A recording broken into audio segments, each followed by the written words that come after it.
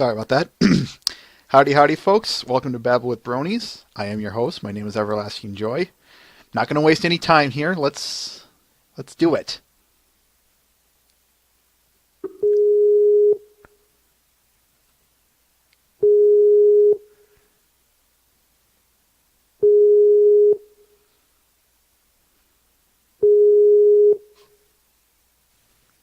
Hello?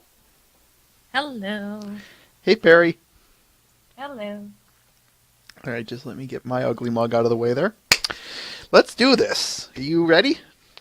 Oh, I think so. All right. I feel ready.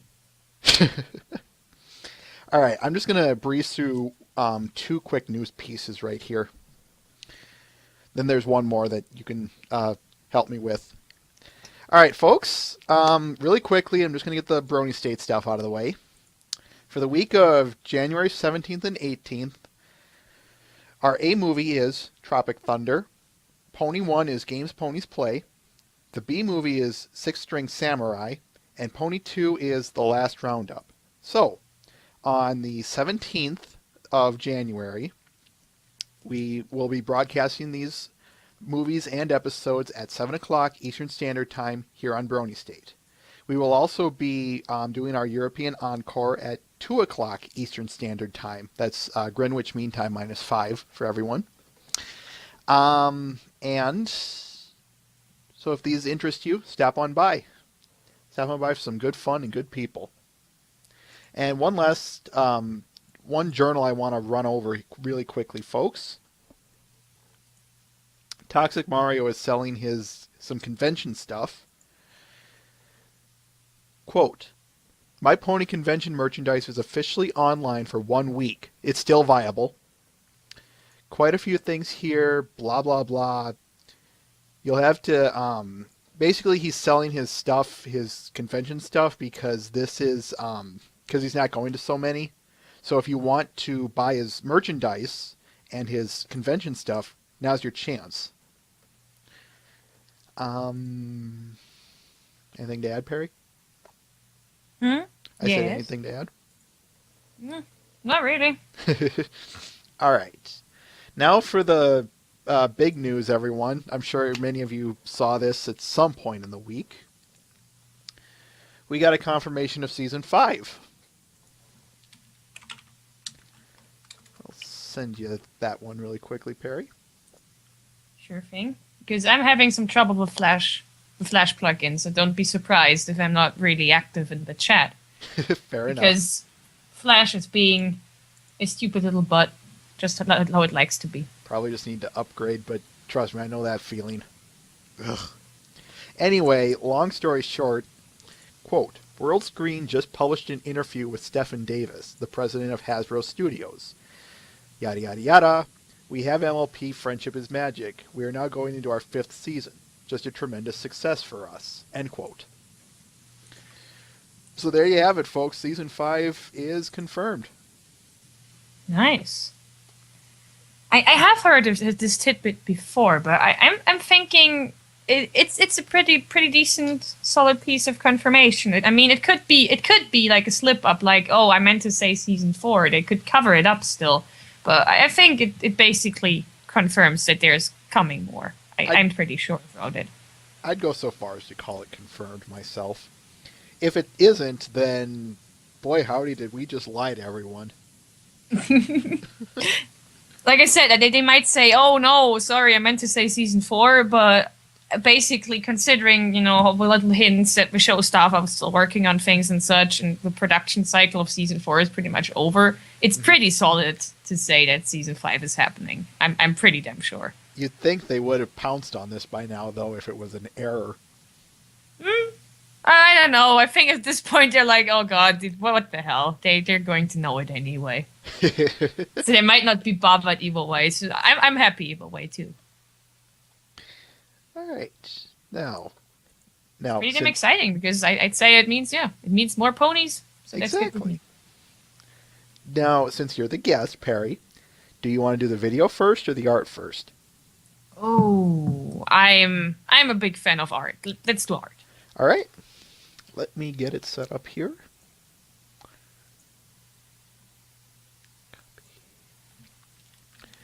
This one, the only piece we have for this week is by our good friend Yakovlev Vad, titled Empress of all Equestria. Oops, sorry, didn't get it to you. There we go. Many thanks. The link is appreciated because I just tried again. Flash still does not like me in the least. Bleh. It worked earlier, so this is not its fault in the least. If I posted it in the chat, would that work?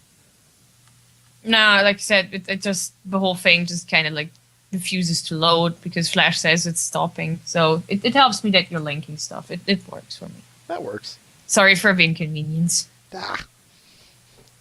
Is good. Then I'm glad. Worst case, don't you have the stream up so you can at least watch, see it? Like I said, the stream is no dice because as soon as I try loading Flash, it just crashes. So I'll just look at the picture. Oh, okay. Damn. Oh, I love this artist. He's really, really good. He is. I've been showing his work on here for the longest time now, and every one I show, I'm always getting the same reactions from the chat. Amazing, wonderful, very expressive, very creative, etc., etc. His attention to the rendering is amazing. Just usually people have trouble with over rendering stuff, especially on ponies, because as tempting as it can be, when you render them too much, it just makes them look plastic. But he really gets. But it's still really detailed. That's a damn good feat. I'm really amazed by that, especially on stuff like jewelry or like in this case the armor. It just really fits. It makes sense.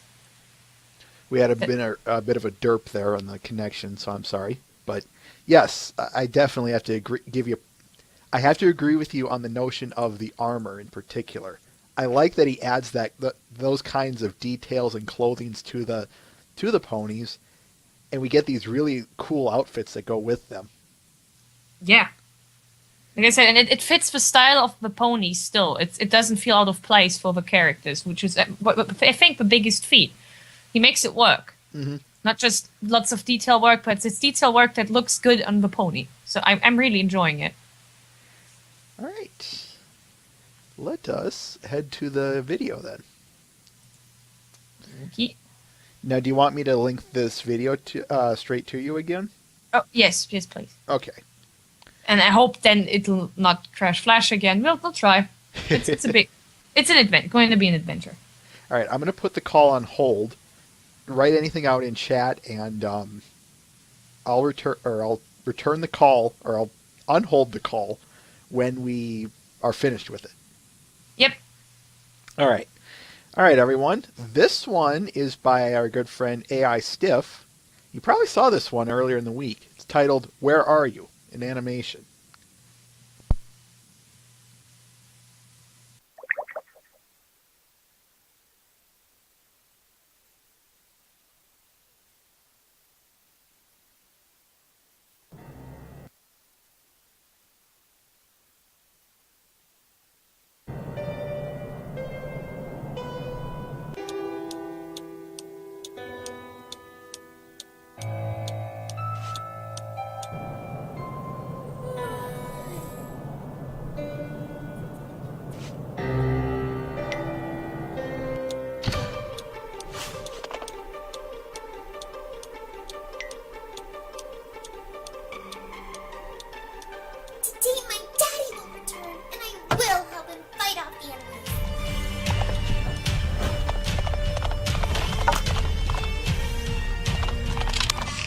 Gracie, why did you wake up so early?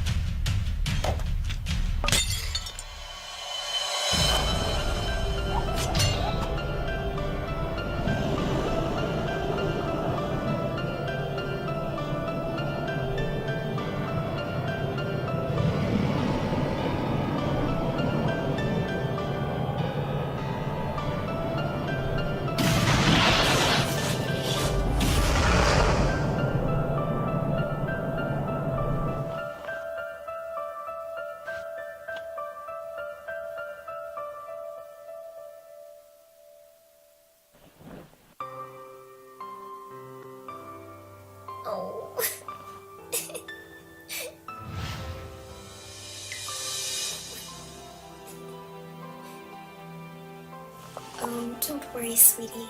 It will all be okay. Hush, my darling. I'm sorry, Mom. I just wanted to help Daddy.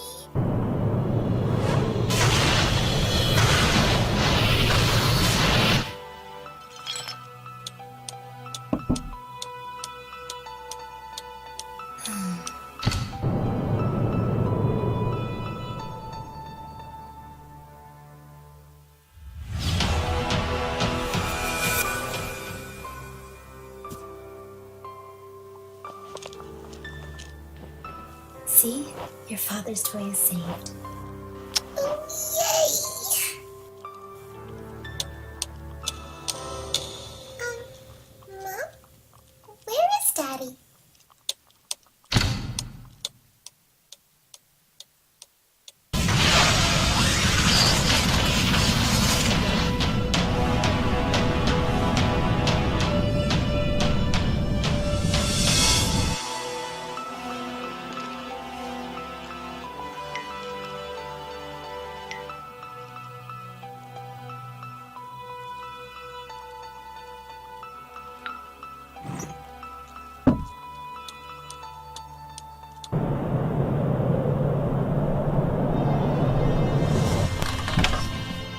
Daddy! Oh, how I missed you!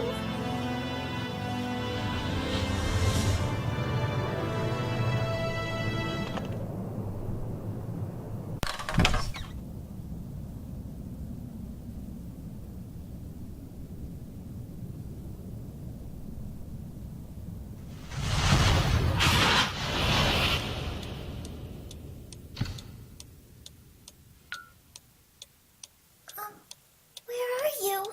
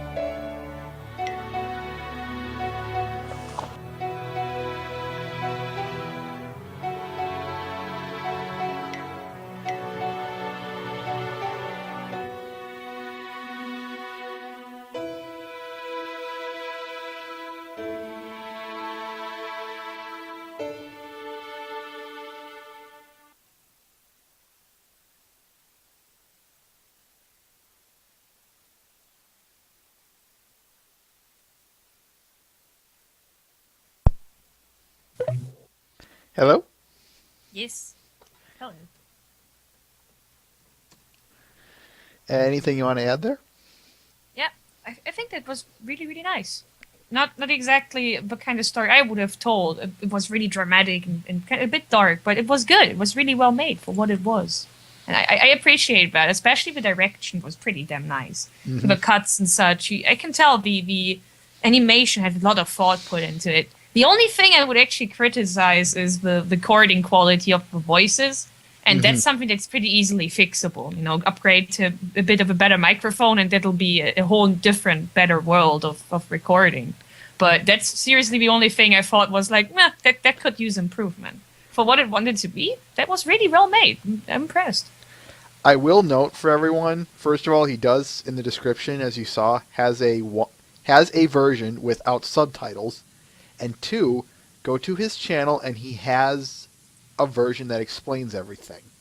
So if you didn't quite catch the ending, you can understand it. I'm not sure if I actually want to check that out because I think it was, at least for me, I really like these kind of stories that make you think a bit for yourself. I don't know. I think it wasn't too confusing to be like, "Hey, what happened?" But it wasn't spelled out either. So I enjoyed thinking, "Oh, is this like some kind of time travel magic that these bat ponies can do?" That's really nice. And I like that as an idea. I don't know. I'm not sure if I want it explained to me. I like that as my personal theory that kept me thinking while I was watching it. It kept me engaged. That was really nice. All right. So, Perry, if we move on, are you ready for the interview? Ooh, exciting. All right. Let's do this. Ooh. So, for the record, would you kindly state the name, and I'll repeat these questions, don't worry. Would you kindly state the name you wish to be called by, state your job within the Brony fandom, state your favorite episode, it can be by season, and then state your favorite pony, and then state your favorite character from any generation. It doesn't have to be, and that's if applicable. Mm-hmm. But you'll repeat this, right? Yes. Because I'm a bit of a goof. I kind of tend to forget things midway through. Just tell us, start with your name. What do you wish to be called by during this interview? Well, I use my full nickname is Perrydotto, but I usually go by Perry. It's kind of become like second nature. It's, if it was my actual second name, it's just because it actually sounds like a first name, and I'm really used to it. So Perry's just fine. Okay. State your job within the pony fandom, please. Oof, I do a bunch of things, but I think the stuff that I'd say is actually notable in some fashion is that I am the head of events for GalaCon. I also help out with PR. I sometimes draw pony art, and I am a moderator and occasional front page contributor at the Round Stable. Really? Okay. I do a bunch of other little like tidbits, but because I just can't stop doing things in this fandom. It's a bit of an addiction, I suppose, because I'm a bit of a workaholic. But those are the three things I would say are notable in some degree. What is your favorite episode of Friendship is Magic? It can be by season. Ooh, that's hard because I think there's a lot of good episodes that are notable for a variety of reasons. I would usually I would say my favorite is Return of Harmony, simply because it introduced the best character to the show. But I would say as a whole pony episode, where I would say this is the definite pony episode for me, I would say that's Suited for Success, actually. If you want me, I can shortly explain why. Go for it. I am curious. I think it captures the spirit of the show the best, as in it has female characters doing female things, but not in a way that's talked down to. We get introduced to Rarity as a business and artist person, which I found really admirable, because usually I loathe this kind of character, because I used to think that, all these characters are like more fashion oriented and such are going to be shallow, because on these shows it kind of tends to be, which is a shame. Because, liking fashion and such is not a bad trait for a woman to have if she enjoys it. But it's often portrayed on TV as, being shallow or, stupid, vapid, that kind of thing. But Rarity was shown as, I'm an artist, which is something I can relate to the fact, agree that, I do it as a hobby at least. But she makes it her whole business. She is an entrepreneur. She runs her own store. She makes her own things. She makes connections with people so she can get her art out there. It's extremely impressive. And then she runs into these problems with her friends. And I could relate to those a lot, because I love doing art for the people, as gifts, as commissions, that sort of thing. I'm not the fastest and not the most reliable, but I do my best, and it's great to make people happy.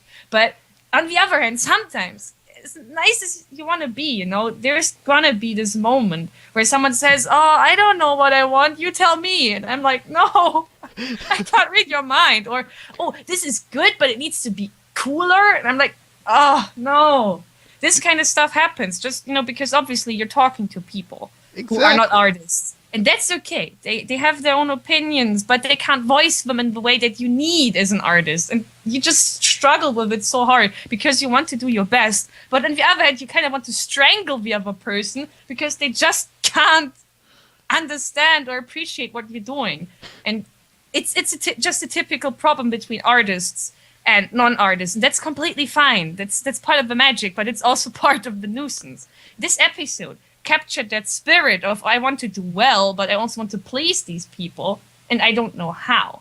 It captured the spirit extremely well. Then on top, it has a really nice song.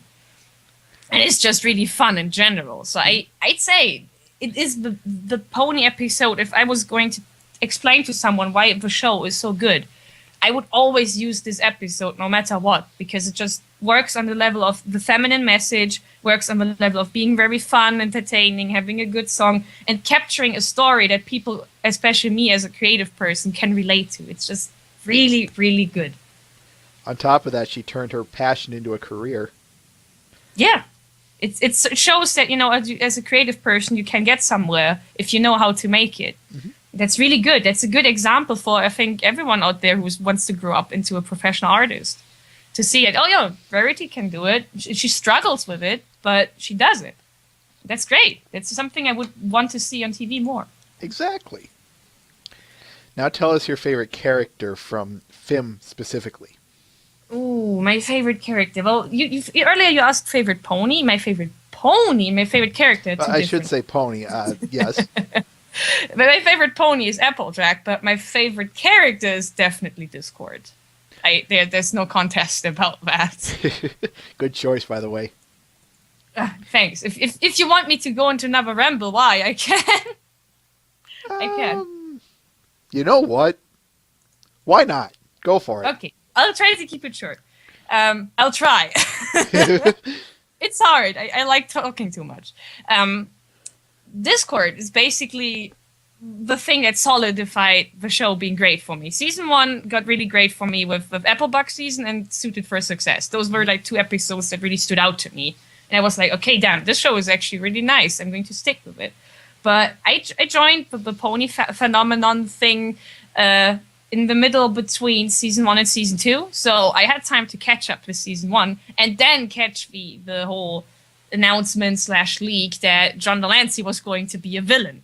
And I was like, oh my god, okay, now basically I have to love this show because I grew up watching Star Trek with my brother. Sure. And even though I was too young to fully grasp everything on the show, I always liked that Q guy. He was funny. He stayed in my memory for being the reason why I should check out the show again later when I was older. And it was really fun. So when I heard, oh my god, so they're basically going to have Q on My Little Pony.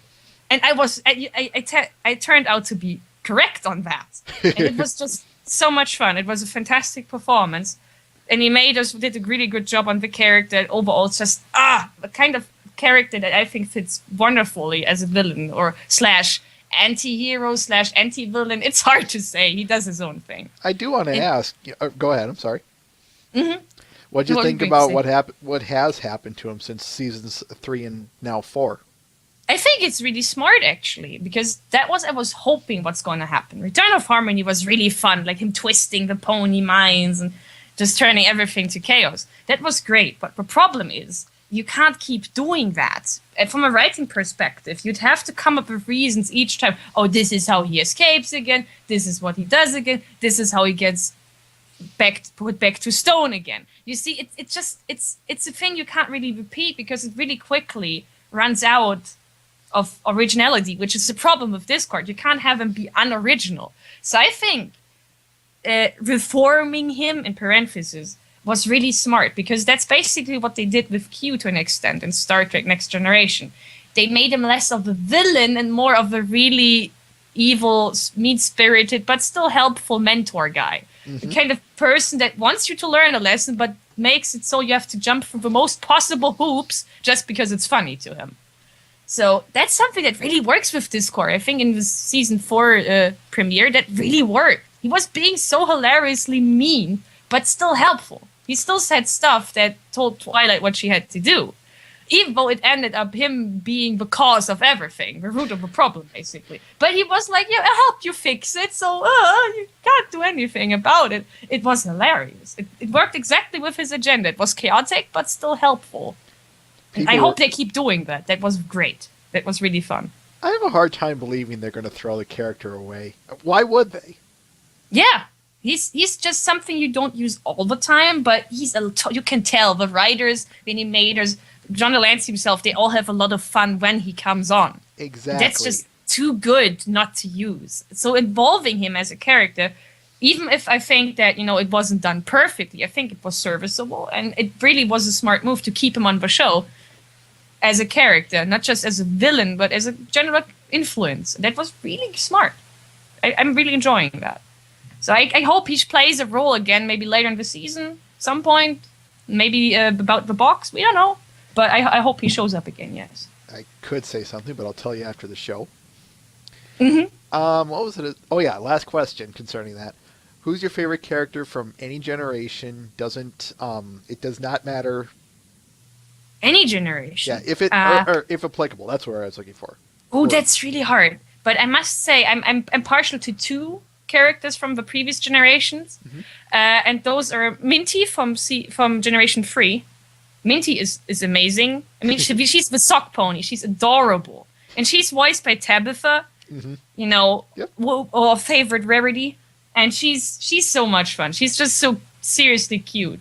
I really hope Minty makes some kind of appearance on Friendship is Magic because she's freaking adorable. She has all these adorable socks. She's also kind of clumsy, she's basically a bit like a kind of Generation 3 Derpy if you want to go that route. But she is also extremely sweet about it. She really tries to fix things. And I don't know, I think that's really fun. So I think people should watch Minty Christmas and give it a chance. The Generation 3's drawing style might not be your thing, but it's still really fun. And Tabitha puts so much personality into the performance. It's just, I can't help but fall in love with that. That's cute as hell. And I think the second character I really enjoy is T-Rex from Generation 1. Yep. The villain from the Return to Midnight Castle, I think it was called. Yep. Special. He is really damn cool. I always thought, when I was younger, oh, My Little Pony is just for stupid girls that, like shallow things. But oh boy, howdy, I was wrong on that. The first show of Generation 1, Tails was the second one, but the first one was really damn hardcore, actually, if you think about it. There's a lot of stuff that happens in Ponyland that just goes wrong all the damn time. There's It's evil freaking forces. Ragnarok, man. Yeah, Ragnarok. seriously, you should check out the synopsises. Just even in the Wikipedia episode list. Oh, trust me. There's half the time the episode is something about some evil force that wants to conquer all of Ponyland. It's crazy. These ponies have a tougher life than anyone in Friendship is Magic. We get that plenty on here, believe me. Awesome. That's good. Sea ponies ahoy. Oh, shoo-be-doo, shoo-be-doo. Oh, the sea ponies are adorable, but T-Rex is basically kind of pony Satan. That's just, whoa. You wouldn't think they would do that, but yes, on the freaking My Little Pony show, I think it was about the first special they put out, they have this guy that's basically Satan. Damn. And he's actually pretty badass. I mean, he has this chariot. He had its chariot of the eternal nightstick before Nightmare Moon was even an idea. That's so cool. So I think T-Rex should team up with Nightmare Moon. that would be a complete amazingness. So those are two characters I really enjoy. Minty is adorable and T-Rex is badass. Here's to the 80s. Yep. And Minty because she's voiced by Tabitha. How can you not love that? All right. Let us begin. Tell us about how did you get involved with GalaCon? How'd you get involved with it? That's something I get asked a lot, and it's actually a really good question because these convention things are not really things you intentionally sign up for, at least not in my experience. It's not the kind of thing that's put on a big pedestal, oh, we have tryouts for this convention. Usually it's something that people ask their trusted ones and friends about, like, oh, I'm kind of having this idea about this thing I might want to do. Maybe you want to help. That's seriously how it happens. It's as unexciting as that. Someone has some silly idea and they're like, maybe this could actually work. And then asks friends about it, like, what do you think? Maybe you can chime in. For me, that's exactly how it happened. Back then, I was moderator on a German pony forum called Bronies.de, and Weverhoof, who is our guy in charge of PR, he was also a moderator. And he, in the internal mod area of the forum, he made a thread asking, hey, I think it was back in February 2012. Yes, yes. He made a thread saying, "Hey, I'm kind of having this idea of maybe doing a pony convention in Germany. That could be kind of cool. Everyone wants to help." And everyone was like, it sounds like a lot of time investment. I'm not sure if I can do that. And I was like, okay, it sounds kind of cool, but I'm not going to do a lot. I just like a bit, okay? Yeah. Yeah, we all know where that went. Yeah, yeah. Because I had no experience with this sort of thing, but I was curious, and I'm a kind of person who really likes at least check things out. So I figured, I might as well. But I had no idea it would spiral into much more than that. But that's as exciting as it got. Like someone said, "Oh, I'm gonna do this thing. Do you want to help?" And I was like, "Yes." That's what happened. What? I apologize for these questions being rather repetitive and generic. That's okay. That's totally okay. I don't mind. I was like, I'll tell you that after the show as well. But anyway, so you're the head of PR and event planning. No. I'm assistant PR, but head of events. How'd you get assigned that? Basically, you find out your niche. In the first year, GalaCon 2012, I was head of volunteers. That was okay, but I know it was not my forte. Definitely not. It was not my forte. I ended up being on the stage much more than being with the volunteers, and I had no idea I was going to be any good at that sort of thing. But I still kind of can't believe it that I am. Like at least people tell me I am. That's really flattering. So I just noticed that, I feel good on stage. I know things to say that people don't find bad. They find me entertaining. And I just noticed being on the stage and being involved with the events that go on there just feels right. So in the second year, in 2013, I was the full-on head of events from the get-go and was in charge of that. And of course I made mistakes because it was my first time doing the job proper. But I already felt much more at home. So that's something that happened. And assistant PR is because my English is decent. Okay. So I write stuff for that. It's basically you look at your team and people ask, hey, there's this thing that needs doing. Who wants to do it? Who feels confident doing it? And then you do it. That's how you have to do it basically, because you need to communicate a lot about, hey, I can do this, I can't do that, and you take over for each other. And at some point, you just get into this rhythm where you can tell, like, oh, this is something you're good at. You can take care of that. Like I talk to potential guests of honor as well, for instance, because of my decent English. So I know how to initiate contact and talk to them. So that means I do that. It's a really homogenic experience, which I really like. Everyone has their share, but in the end, it all comes together. There is beauty in unity. Mm-hmm. So what goes into planning an event? What from your perspective, how does it come together? Ooh, that's a big question, because there's a lot of little tidbits that make up these things, and there's so many perspectives you have to think about that most people won't imagine are part of it, but they're actually really important. Like, you have, of course, obviously finances. Having a really solid financial plan is super important. It means safety for yourself and your con. You need to have ideas. You need to know what is going to happen at the con. Which guests do you think are interesting? Which events, which panels do you think people want to see? What kind of activities like gaming and such do you want to present at the convention? How do you go about doing ticket registration? How many sponsor tickets? How expensive do you make them? And stuff like how do we respect Hasbro's IP? Because obviously, since pony conventions are something that Hasbro lets us do, they could potentially tell us no and cease and desist us if they wanted to. You need to make sure that you keep in mind what Hasbro needs. So you need to make the convention friendly for all ages. That's something that the guests of honor, like the voice actors, want as well, obviously, because their reputation is on the line if they don't know what's going to happen at the con, and it might be unsavory. So you need to make sure everyone feels comfortable. You need to make sure it's a atmosphere for all ages. You need to make sure that people feel like they can be themselves. That sort of deal. So there's all these little tidbits that come together. Like even organizing an autograph session is actually really hard, because you need to keep in mind what the agents want, what the guests want. what your attendees want, because obviously they want affordable or, if possible, even free autographs. But then you run into the problem, if you make the autographs free, too many people queue up, then you need to have more volunteers to sort the queue. So how do you go about it? Either you charge some kind of money, but how much? Because you don't want to exclude people from getting autographs. Like for I know in the US, I've been to BronyCon in summer 2012. I know in the US it's pretty normal that autographs cost like $20 or $30. That's totally okay, but in the European, especially not the German convention scene, that would just not work, because autographs here don't tend to cost anything, if at all, or at least not much. And so people, of course, are here going to say, I'm not going to pay something like 10 or 20 euros for an autograph.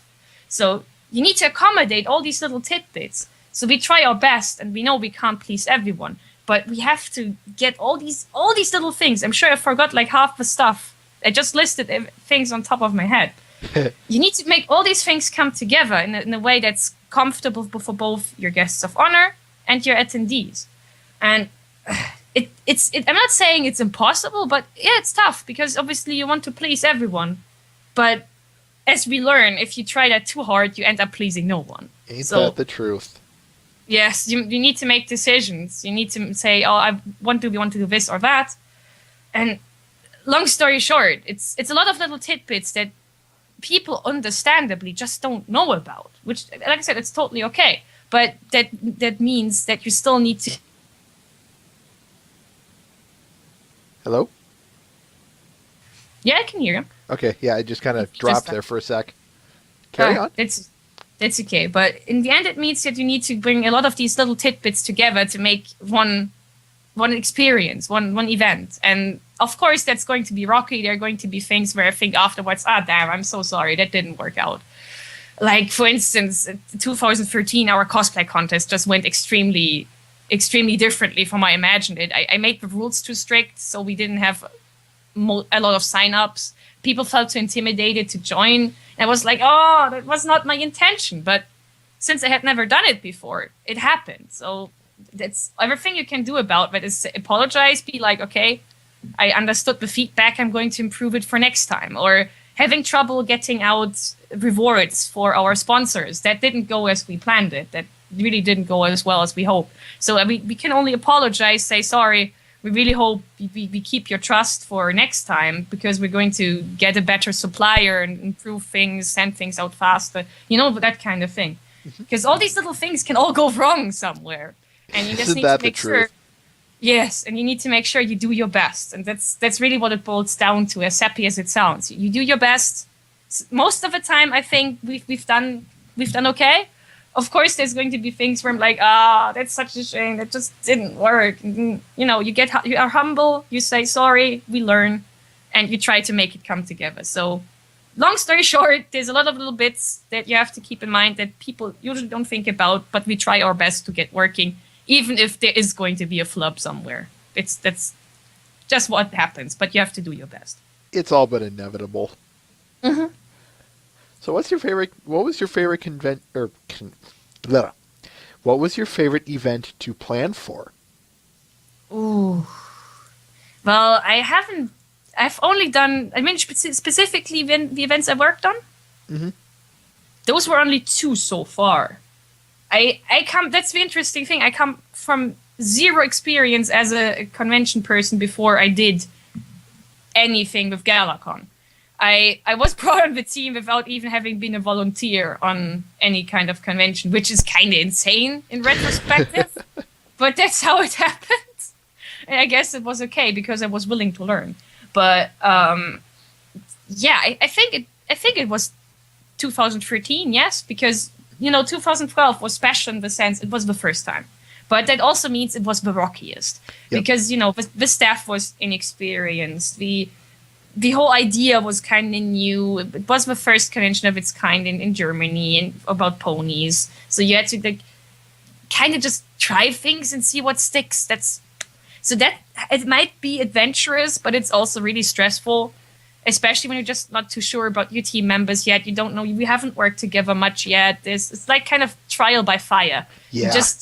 You do your best, but a lot of stuff is just going to be stressful because everyone still has to get that first experience out of the way. So I would say that 2013 was definitely not special in the sense of being the first time, but it was special of being so much smoother. Still, of course, like I said, lots of stuff where in retrospective, I think, oh, damn, that's going to have to improve. And I'm personally responsible for doing my share. But it still felt like much smoother sailing. We had a bigger venue with really professional, really friendly staff. We had really, really great support from them. The tech guys, I can't stop praising them. I had like lots of questions. Like for instance, when in the first couple of panels on the first day of the con, I kept walking out of the spotlight. The lighting guy afterwards just kind of like joked with me saying, sorry, seriously, dear, can you stop running around like crazy? I can't keep the light on you. And I was like, oops, because I had never been on a professional stage before. Mm-hmm. I completely just hadn't thought of that. I just was kind of nervous, I guess. I walked around and completely forgot that, of course, that's going to destroy the lighting. So that was just something that happened, and that's completely fine because, the guy just told me and was really friendly about it, and we had a good chuckle, and I kept it in mind for the rest of the event. But that staff was extremely friendly. They just went out of their way to do their best, and not because they were paid extra for it. No, they were paid, and they still did as much as they could to help us. And they were really nice. I think just like a couple of them wanted some of our t-shirts in return or something. Like our staff t-shirts that we had left over. That was okay. That was completely fine. So that was really great. Because I can't stress enough how hard it is to find a good venue. Because venues often will be rather skeptical of conventions. There's not a lot of typical convention locations, and especially not in Germany. Sure. Most of the time they're hotels, or at least conference areas, and not all of them are going to be receptive to the idea of a pony convention, especially not if it's past the size of 1,000 people. Then, you have to stay affordable, but still be in a venue that's big enough and friendly, has good service. You can tell there's a lot of venues that don't fit this criteria. So we are extremely blessed in the sense that those people are actually really friendly to work with, and it's a good, affordable space for us. So that's a gift that's why we keep going to this venue in 2014. Nice. Because it's extremely hard to find an alternative. But yeah, I think that's one of the major parts why 2013 was better. We also had more support from the community because the community knew what to expect. Understandably so, the first time everyone was kind of like, I'm going to hold out and see if GalaCon really takes off. If that's just like an idea, people have ideas and it doesn't mean that the execution is as good as the idea. But I'm glad that, people really gave it their support in 2012 already, but as they saw that it was warranted for the most part. In 2014, you could really feel the difference. There was so many more sign-ups for the vendors hall, so many more people saying, oh, I want to help with a panel, or I have this idea, I have that idea, can I help you with that and this? Really great. There's lots of little things that we can't honor enough in the background that keep the convention going. Like all these little people and their contributions that are seriously too hard to list because I'm terrible with names. But basically, everyone that has even just helped, gave a helping hand or said, "Hey, I have this idea for a panel," or "I'm going to do this."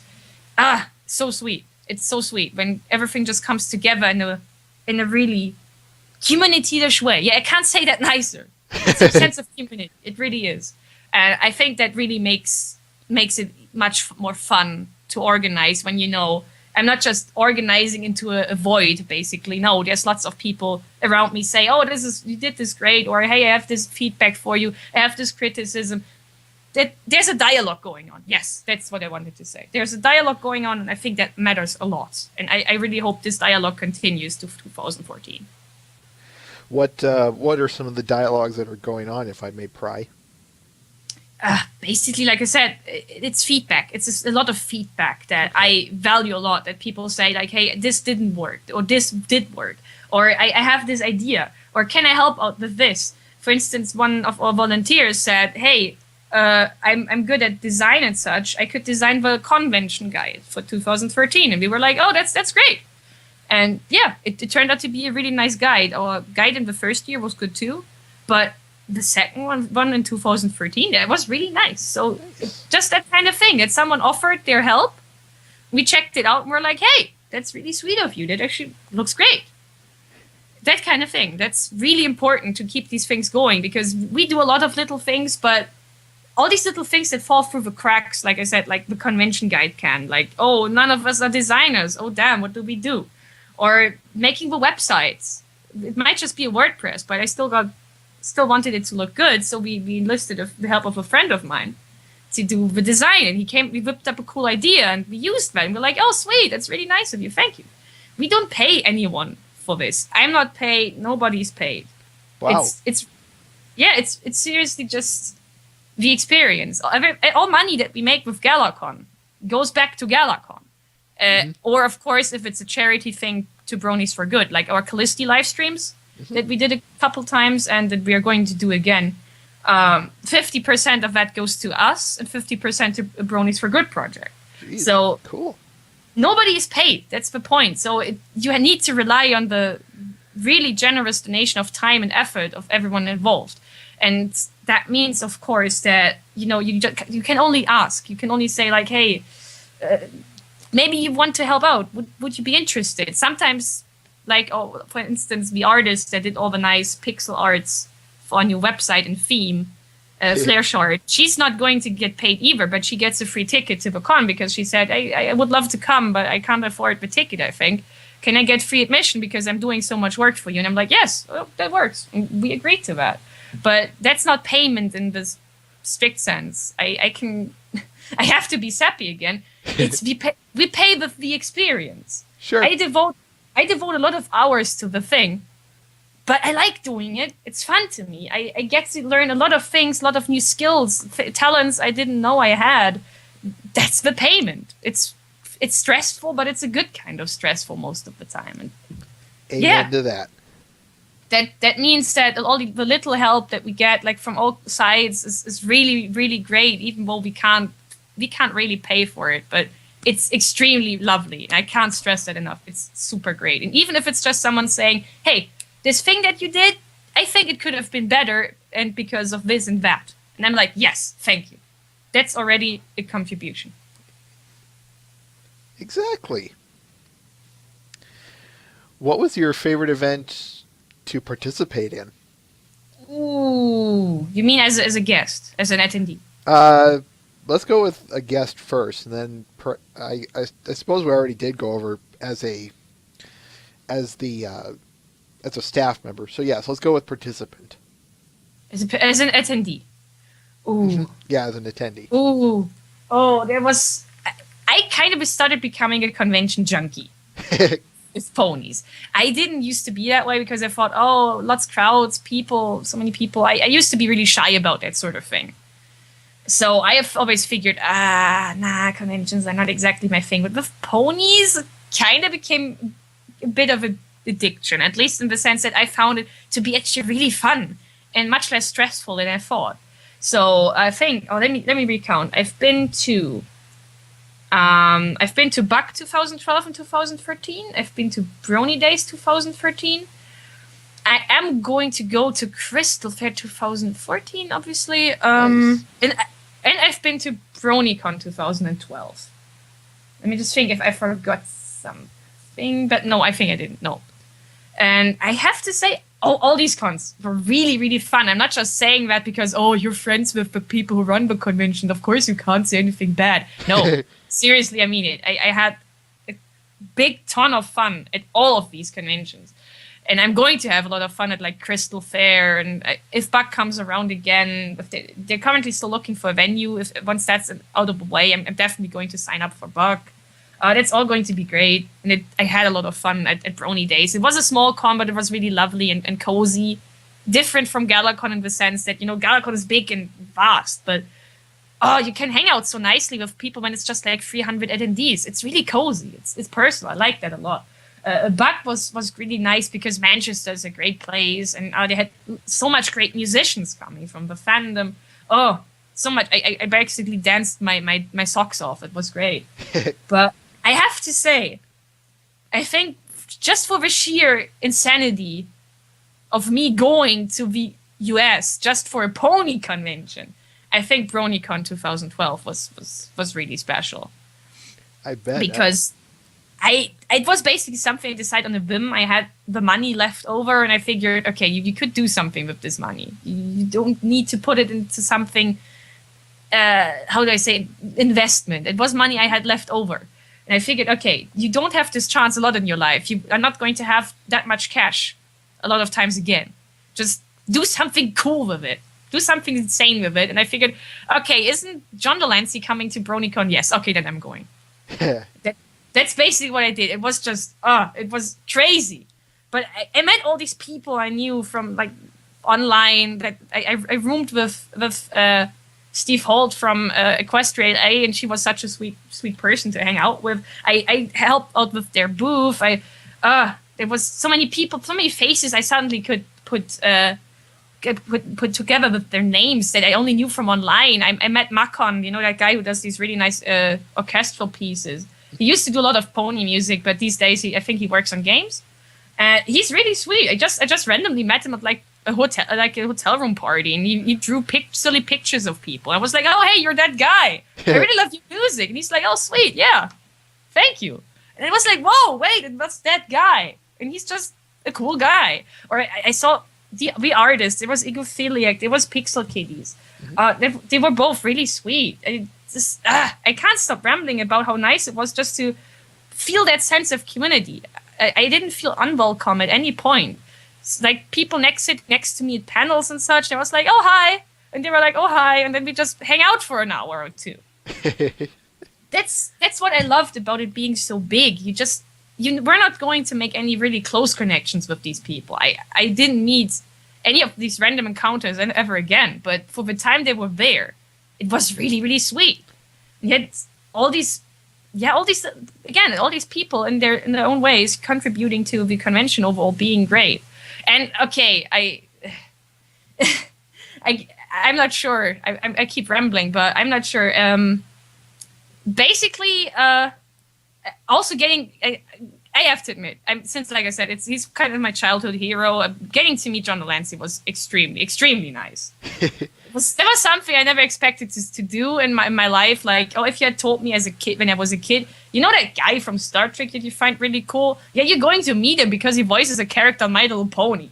You'd be like, yeah, no, screw you. That's not gonna happen. But it happened, and I can attest to the fact that John Delancey is an extremely nice gentleman. He's super cool. So, damn, that was also something that was really, really something memorable that I'm definitely going to cherish for many more years to come. So, yeah, overall, the sheer ball of insanity, like the fire, and it was really hot outside. I was so used to German climate that being in the sun at 40 degrees while they were putting out the fire that happened, which wasn't a much major deal, but standing outside still for an hour in the middle of the day. Or standing in line for hours for these freaking autograph vouchers, and it was also different and new and exciting. That I'm not sure if I can ever repeat that, because we have to keep scheduling GalaCon against BronyCon, which really sucks. Nobody does that intentionally, but it's the whole venue issue. We have to take the dates that the venues offer, and our venue is really nice, and the venue that BronyCon has is really nice for what they need. And so we keep talking with them. And they say, we're so sorry, but it has to be the same date again. There's no other option for us anymore. So I can't go to BronyCon again. Not so soon. Maybe in 2015. Who knows? If that's even still going to happen. I hope so, though. I have a hard time believing otherwise. But, that I think, again, sorry, I keep rambling so much. But long story short, I think even though everything I've seen at conventions, it was just so much fun. I think BronyCon 2012 is going to stay a special experience in my heart, because it was just one big package of wonderful insanity that I really, really enjoyed. I do have a bit of a personal question. Yeah? What did John Delancey say to you? Oh. Oh no. I'm okay. You put me on the spot, because there's bit of a little story to it that I might have to tell if you push me to it. I just don't want to keep hogging your airtime, but it's a little story that I have to. I can shorten it. I can shorten it if Go you for want me it. to. Okay. I have to preface this a little. Basically, I was extremely blessed by the fact that when John Delancey did the documentary, that happened in that year, 2012. They also came to GalaCon in Buck, and of course they had to find out first if that would make sense for the additional money that would cost. So they said, "Oh, yeah, we need to do a Skype call. So bring us 2 people from Buck and 2 people from GalaCon, and then we're going to do this thing." The thing is, though, when you have like these 4 people sitting in this group, and suddenly there's John Delancey's voice, and he says hello. You can imagine everyone just completely dropping any sense of dignity or bravery that they had. And, he's a pro, so he broke the ice, of course. And he asked us where we're from. And I said, "Oh, I live in Hamburg." And he said, "Oh, that's really sweet," because, his big passion is sailing. And Hamburg is a really old-timey, classic kind of harbor town. So he said, "Oh yeah, that's really nice. I've been there. It was really pretty." And they have a speciality there. It's called matjes, and it's a type of fish dish. It's kind of like a specifically salted and marinated herring, which is a kind of fish that you can get there. It's not everyone's thing, but it's a very northern German thing. And he said he really liked it, and I found that funny because whoa, okay, that's extremely German. I had no idea that an American could enjoy that much. But yes, apparently he did. So they had something to talk about and we could move on to business. Fast forward a little. Of course, I kept being bugged by the GalaCon staff about this very thing. When I told them about it, they said, "Oh, you're going to go to BronyCon. You have to bring him some matjes." I was like, "No, are you insane? Can't bring a fish to the US." But, you can probably imagine how it ended. I did try it, because how often do I have the chance to try that kind of thing? I still thought it was not going to work. It was going to get stuck in customs. So but I figured, okay, I'm going to try this. So I spent a couple of euros on a pound of matjes. I put it into a box, and I put that into some kind of cloth in another box. I made sure it was going to stay as safe as possible. I made it through customs, shockingly enough. I even declared it properly and everything. I was like, "Yeah, okay, whatever. You can bring this fish to New York." Okay. And I figured I'm not going to give it to him in person because I was going to be too flustered. I can't possibly give my childhood hero this fish. So I figured I was going to give it to one of the convention staffers because I was going to talk to him about the documentary things anyway. Sure. I figured that, hey, you give him this fish to him.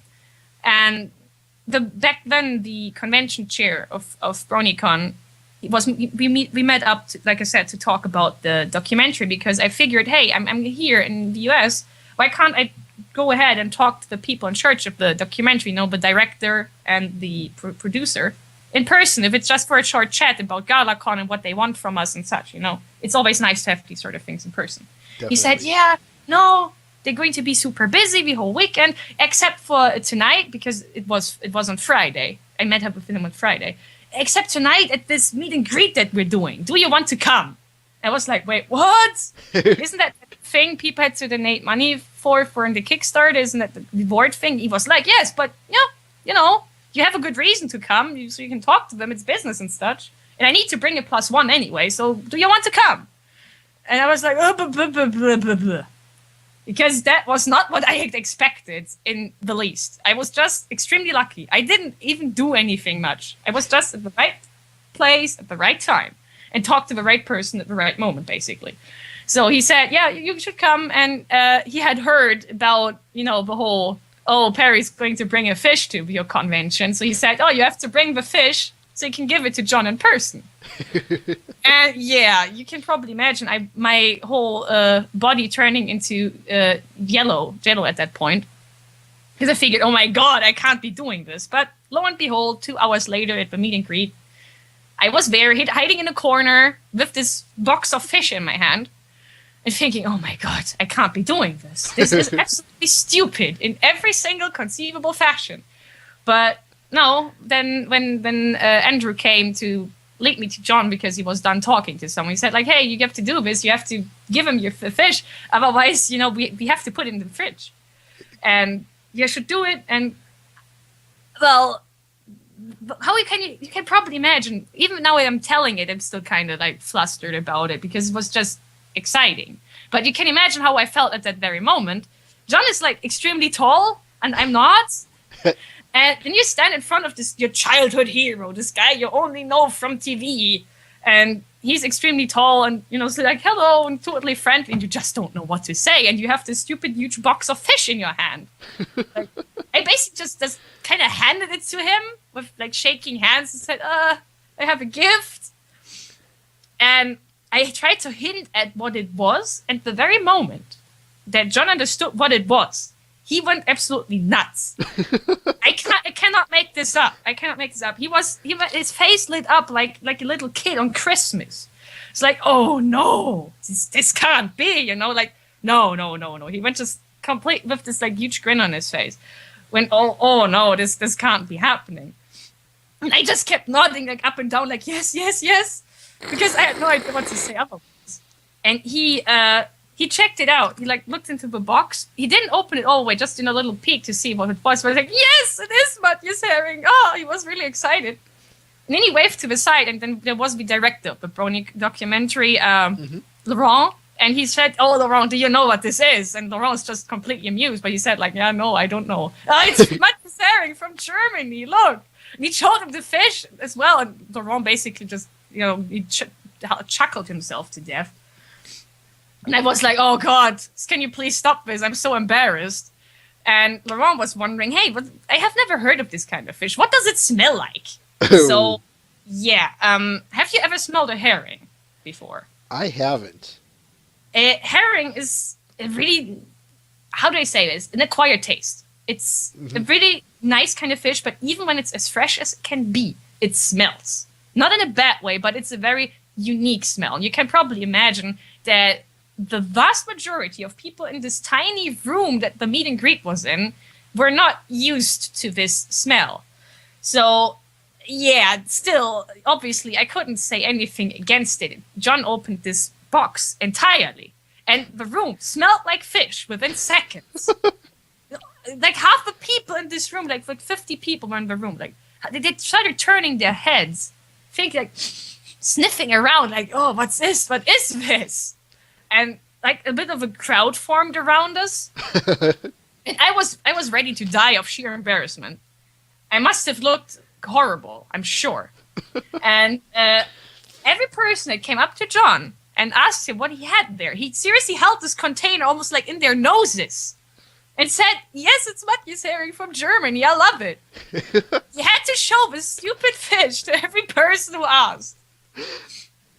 And by the point that whole shenanigan was over, I was seriously thinking I was just going to pass out from, I don't know, sheer emotional overload. And, then John basically gave me this big bear hug and said, oh, that's so nice. It's the most unusual gift I've ever gotten from a fan. Thank you. And I think at that point it was worth it. But I was still completely convinced that I had just dreamed the whole thing in some kind of fever attack.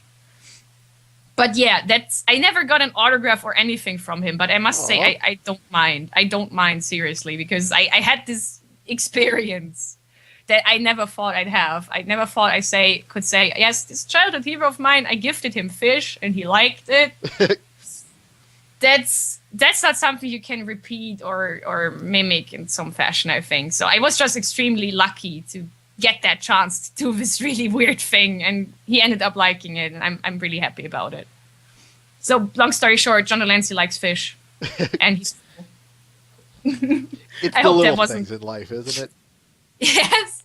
I hope that wasn't too boring to tell as a story. What was it I was going to actually ask? Oh, wait, no, it was a terrible comment. I'm sorry. But anyway. I hope that wasn't too boring. I'm sorry if I rambled too much. Take a look at the chat, and you'll see otherwise. I'm glad. I hope everyone enjoyed themselves. I can't stress it enough. John Delancey is a cool guy. If he's so cool about getting as something as mundane as a fish. All right, we are going to turn the questions over to the audience now. So, audience, I will give you the room that Mr. Ben gave for us. Throw Oh, the that's questions exciting. in there. Sorry. That's exciting. I can't wait to see what people have in store for me. We actually have a few good ones here. Really good ones. Nice, nice. I'm looking forward to it. Though I hope I just apologize beforehand if I don't know, bored someone to death already. Just making sure. But okay, hit me. Hit me with your best shot. What do you have? Now this one, let's see. Lions Archiver, sorry. Lions Archiver asks, what's your favorite season 4 episode that you've watched?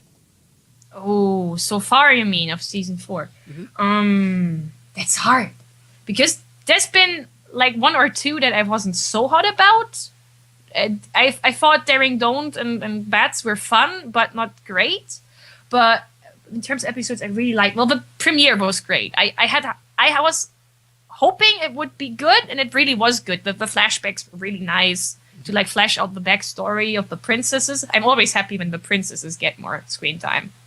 And Discord, of course, was in total best form. That was a treat. And Twilight, just having to deal with her new role, but still being Twilight and such, that was great. But I think if I have to name a favorite so far, I still need to give more of these episodes a rewatch. But if I had to name a favorite, it would be both Power Ponies and Rarity Takes Manhattan. Yes. Power Ponies, just because I was really worried about this episode. I did not like Mystery on the Friendship Express because the parody scenes in that were funny the first time, but they really didn't have anything to do with the plot. And I thought they were kind of shoehorned. And Mysterious Mare-the-Well was a really nice concept, but because the characters were not fitting for it, like they acted so out of character, in my opinion, that I just couldn't get into the whole parody thing much, even though I'm a big fan of superheroes. So I was kind of worried, okay, they've tried these parodies before, but making a whole episode about them, but they actually managed to do it really, really well. Have you ever watched an episode of Batman, the Brave and the Bold? I haven't, actually.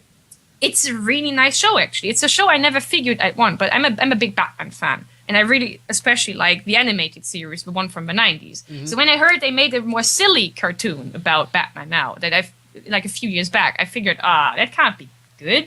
It's probably just going to be like, herp derp parody. But no, it was extremely affectionate. Like they joked about all these 60s cliches. They used tons of obscure characters from the DC universe, but it was really affectionate parody. You could tell it was basically the creator's way of poking a little fun at these cliches, but also still loving them to bits. And that made the show really, really good. It has a lot of hearts to it, and it made it really affectionate, positive parody of what it wanted to do.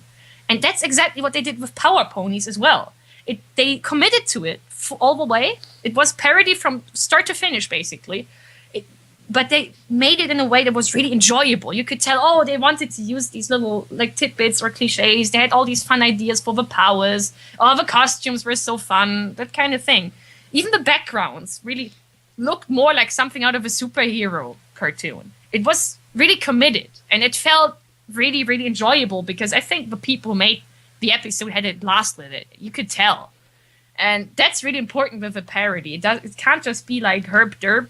You actually have to make it positive. Like, you have to enjoy what you do. And I think Power Ponies was really, really fun. You're hitting all the best points here. And Rarity Takes Manhattan.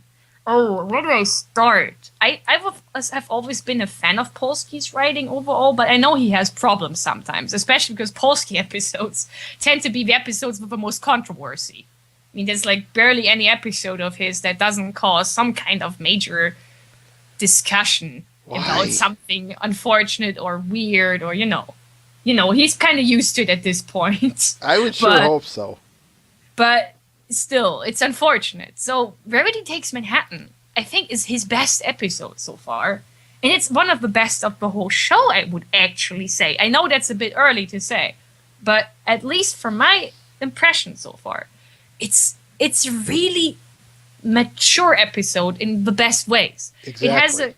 It has a good story that is very adult, but I don't mean it in like, oh, raunchy way. No, bah. I mean like actually mature and adult. It has a story that everyone can relate to, but especially adults, I think, in the kind of sense, oh, you work for something. It's a kind of career thing, and then someone comes along and steals your work. That's something that can happen in any job. Someone steals your thunder, and you can't prove it. But you lash out at the wrong people. You don't know how to deal with it because it's something out of your control. That's basically what Rarity has to deal with, and it's a really adult problem. It, like I said, it can happen in any job. And the whole pacing of the episode felt really, how do I put this, subtle? It wasn't really it wasn't a really exciting episode, but it was really true to what it wanted to be. That's what I think. And I don't know. Of course, Tabitha and her amazing performance as Rarity really carried it, but I generally felt like all these little bits, like the side characters were great. The interactions with the main cast were great. The whole story, like I said, it was executed really well. It felt really, really true to itself. Basically like a season 1 episode, but evolved. Yeah, that's what I wanted to say. Season 1 had a lot of these character tidbits, less focus on the story and more on the characters. And that was nice. And I think Rarity Takes Manhattan basically takes that kind of atmosphere and evolves it into like with more story and, you know, basically the stuff they learned since season 1. That makes it a really, really good episode in my opinion. I would say it's up there with the best ones because the story is extremely nice. Just great. I can't say it any other way. It just works. It really, really, really works. And I think it has to be the first Dave Polsky episode that does not create a major rift. And I'm glad for it because he deserves a lot of praise for this episode. I'm going to have to go ahead and agree with you on Rarity Takes Manhattan in particular. Those were so... I just love I love the notion that you're going to forgive me for this, but I do like the fact that Dave Polsky wrote it. Not the notion that he wrote it just because, you know, he wrote it, but the fact that you've said it yourself. There's a Dave Polsky episode that's universally loved and has no controversy. He deserved it. The silence is intentional here. Yeah, but that's the good thing. I think after all the work he did in the show, he deserved having one episode where you can say, yes, this is completely from head to toe great. He deserved having that. Not all these episodes where people are extremely torn about liking him or not liking him, and people fill pages and pages on the forums saying, oh, I like this episode, I didn't, or there was this thing that was weird, can we discuss it? And it's fun, but I was always kind of sorry for Polsky that this exact thing kept happening to him, especially his episodes. So the fact that he made one that's just really on the spot great, to the point what it wants to be, almost perfect. He deserves this. He deserves this at this point, really. Definitely. And yeah, I too would go so far as to put this one as exceptional. There's no doubt about that. Yes, I absolutely agree. After the episode was done, usually, you know, I have different feelings about like, oh, I like this, I didn't like this so much. But after the episode, I sat down with, I always watch the episodes together with my boyfriend. We just sat there and think like, yeah, this was great. Do you have anything else to say about it? He was like, no, I just can say this was really, really, really great. We didn't have anything more to say about it. That was how good it was. It worked from start to finish as one product with a good, really good story, really good characters, and just overall exactly the right atmosphere. Seriously, I can't praise that enough. It felt right. As silly as it sounds, it just felt right. So afterwards, I had no other words to say other than, yeah, so that was almost flawless. Yeah. That's pretty a good way of much. putting it. So I'm extremely happy that, you know, Polsky finally hit that bullseye that everyone can say, yes, bullseye. That was great. So I definitely think it was worth not having a Rarity episodes in season 3 if that meant we got Rarity Takes Manhattan. That's a good way of looking at it. I like that. Next question. This one comes from Twilight is Magic. What was the most hilarious thing you remember happening at GalaCon from any year? Oh. There's also a little more after this, but I'll let you get this question out of the way first. Well, I told you earlier about how all these little tidbits that people do for these conventions contribute to them. And I think the most important part that I can remember, like not most important but most memorable, is definitely the auctions.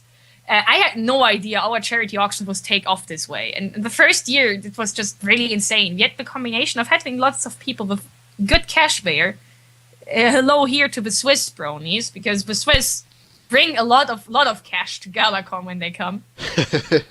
But also the fact that, I don't know, I'm not sure if that's tooting my own horn, but I think people just really liked how I hosted the auction, which I was surprised I managed to do so okay, because I have never done it before at that point.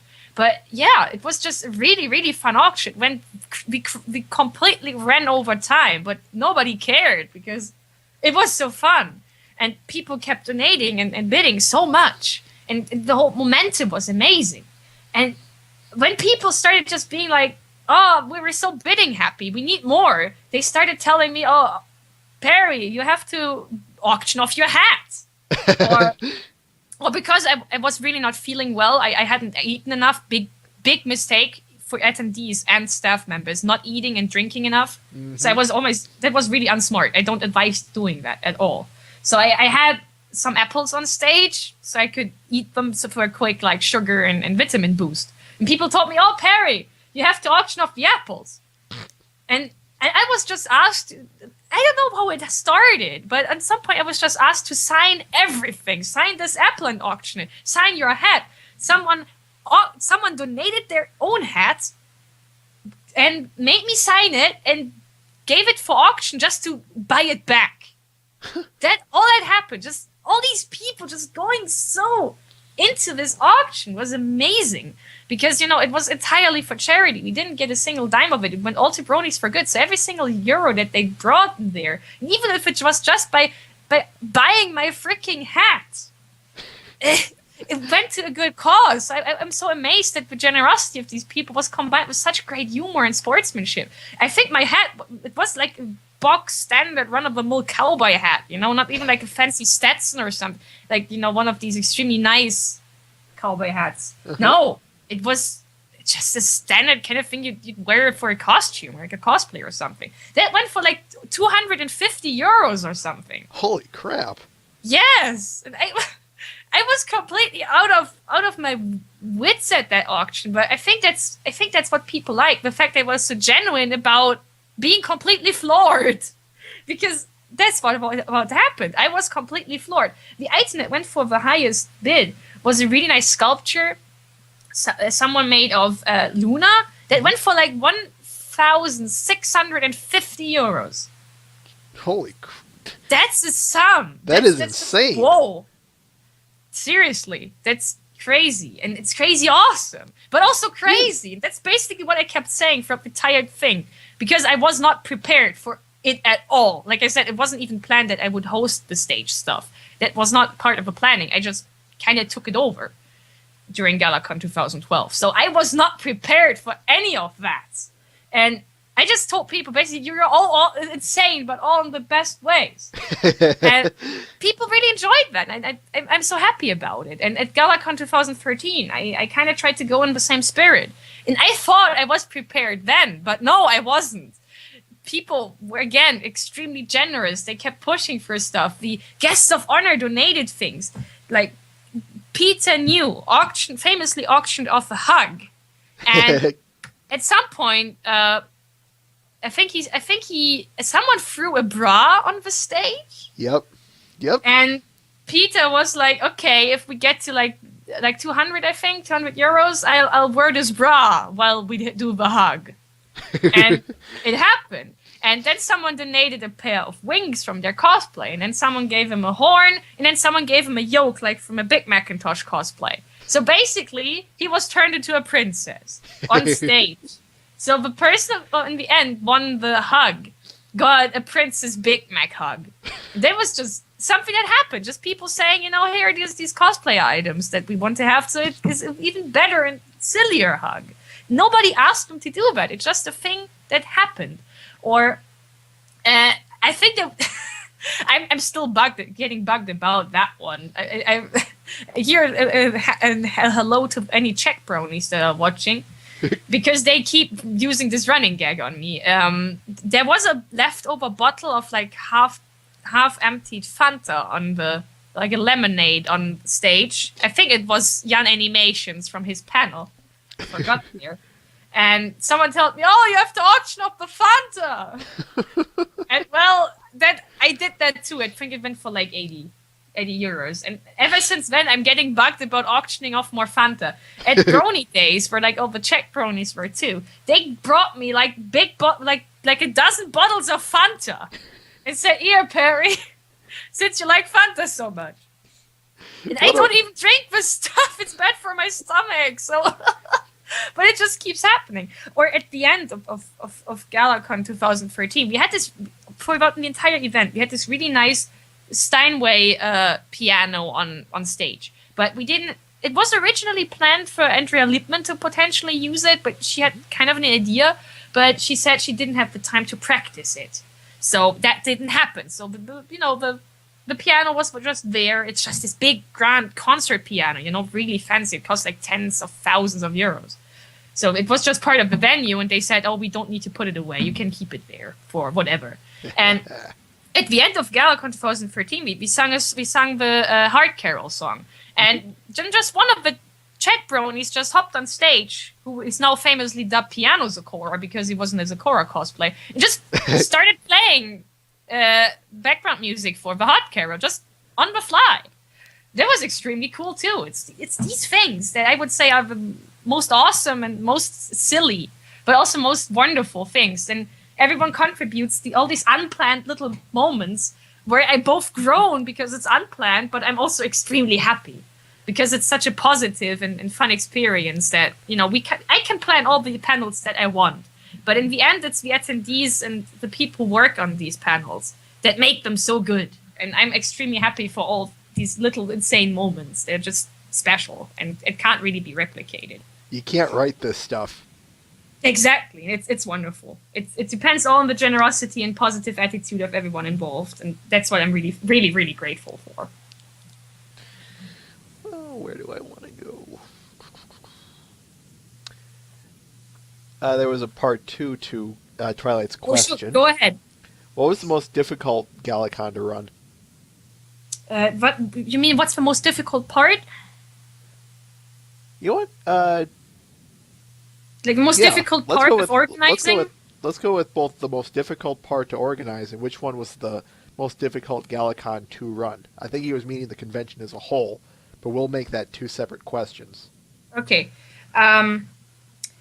What's really tough is scheduling for panels, because you obviously want to make sure that like especially good and special panels get good times of the day. You don't want to schedule good panels against each other, but it's so hard. You can't possibly avoid any sort of conflict. It's going to happen. So you have to basically try to think, okay, if someone is interested in this and that thing, how do we schedule the panels in a way that means they can see the most of the thing they like? For instance, if someone really likes voice actor panels, you have to make sure that they're not scheduled in a weird way, and such and such. And that's really hard because you're always going to end up disappointing someone who says, "Oh, I wanted to go to both of these panels, but they're at the same time." But you can't avoid it. That's a really big issue. You only have so many hours in the day and so much room to fill that you need to make do somehow. And we do our very best with that, but it's definitely my least favorite part of organizing the panels. I love talking to people, getting their ideas, saying, "Oh, you have this panel idea. I want to work with you on that. Oh, this is so cool. I want to showcase that." But in the end, you need to put it in some kind of time slot, and it might not get the attention it deserves because I have to put it up against another panel maybe. That stinks so much, but you can't fully avoid it. Most difficult to run, you mean like host at the convention itself, yes? I think he was meaning in terms of just which one was the worst one to run, which one was the most difficult, which convention gave you the most trouble. You mean either GalaCon 2013 or 12? Well, again, like I said a bit earlier, 2012 definitely, because everyone was still finding their groove. It was a new thing for everyone involved. even those who had convention experience before, starting up a whole new con is still very different and very unique. And there's going to be conflicts among the staff because you don't know each other so well yet, and you don't know what you're good at yet, and that sort of thing. And there's so much that can go wrong. All these little bits of experience that nobody told you beforehand that you just need to learn, basically. You just need to get down dirty and learn them and apply them next year. So I really think that the first convention is definitely also the hardest. You can upgrade later, you get more attendees, everything gets more challenging, of course, but you have that experience to fall back on. That's so invaluable that I'd say the first time is definitely the hardest. Twilight is Magic loves your voice, by the way. Thanks a lot. I'm always extremely pleased when I hear that because I'm trying to find some kind of position in event management. I never thought I'd do that, but GalaCon basically inspired me. But my dream career is becoming an actor and hopefully a voice actor. That's something I'm extremely passionate about. So I'm really thankful for that compliment. Thanks. Tell us a little bit more about that, because not only would I ask that question, but there's someone in here, I'll find him when I do, who asked that question. You mean about what? About your acting and voice acting. Tell us more about that. Oh, I'm still learning a lot. I grew up with a big fascination for voices. I could basically name voice actors just hearing them say, "Oh, that's that person." My family would always be like, "Oh, really?" Nobody could hear it other than me. I grew up thinking that was weird because I always thought, "Oh, it's so easy to hear." I found out it's apparently just a trait some people have and some don't. That's okay. But to me, voices were just always really unique and really special. And I always figured if people can express so much with their voice, that's what I want to learn too. Acting was always close to me, close to my heart, but voice acting especially, just how much you can express without seeing the person at all, how they become this character, just, in parentheses, just, by using their voice. It's really high art that has so many layers to it. Basically, all voice actors are actors in some way. Like, they learn classic acting. You can tell because the voice is part of it. And voice acting is basically a specialization of it. And I know it's a really tough job to get into, acting in general. I know I'm a fangirl here, but I have to recall an interview I read with John Delancey once, where he was asked, "Oh, your kids were on Star Trek and like side roles. How do you feel about that? Do you think they should have done more acting?" He's like, "No, I'm really happy they found other jobs, because acting is a really, really hard job to get into. Like, from among my class of like 30 acting students, only 3 of them actually stuck with acting in any sort of considerable fashion." Wow. And he said it's an extremely tough job. You have really unthankful, tough hours, payment extremely varying. It's the kind of thing you have to love or not do. And when he was asked about why he stuck with it, he said, "Well, it sounds silly, but some people are just theatrical by nature." And that's a thing that resonated to me, because I'm thinking I might be that, and maybe I can make something out of it. I want to learn a proper job, as said. I want to get into event management and study that to some degree, where I can say I could go into this job, back into it at any point if money gets tight. But acting is just something that really fulfills me. Like, being on stage at GalaCon is also kind of acting. Not like I pretend to be someone else, but I present myself. I have to say things that make sense, that kind of thing. I stand in front of a crowd and present. And that fulfills me. There's so much joy. It's so hard to explain, but it just gives me this feeling of bliss, where I think, yes, this is what I want to do. And I'm going to pursue it. I've been thinking about maybe recording some stuff and put it on a YouTube just to say, hey, I recorded some voice things. I might do that once I get over my shyness, because there's so many great voice actors in the fandom already that I think, I'm shy. Like, I met Eileen Monty at Brony Days, and she's so great. She's one of my inspirations. She's extremely lovely person. She's extremely friendly. And I was thinking, whoa, how can I even possibly get there? But that's the kind of that's a really bad thinking. It's the same with any kind of skill. Comparing yourself to the masters and thinking, oh, I'm not a master, then that means I suck. That's the wrong way to go about it. As tempting as it may be, that's the wrong way. So I definitely want to do more, and I definitely want to record something once I finally get over my nerves. But it's definitely something that I found out with GalaCon too, that acting is not just a passion I have, but it might be something that I can pursue. And if it's just because people like what I do on stage, and I couldn't be more thankful for that. So who knows? Maybe someday I'll get somewhere with it. Purpose. I'll try my very best. Oh, let's see here. We are getting starting to reach the last half hour, so I'm going to start kind of cherry picking some of these questions. Where do we go? Here's a good one.